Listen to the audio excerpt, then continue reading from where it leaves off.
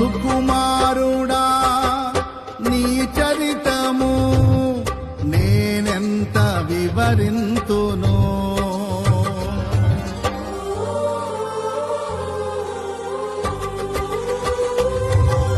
నీ మహిమను ప్రకటించగా నేనెంతో ధన్యుడను.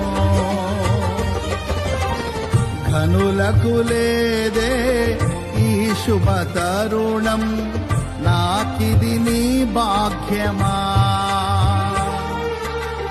ఘనులకు లేదే ఈ శుభ తరుణం, నాకిది నీ భాగ్యమా.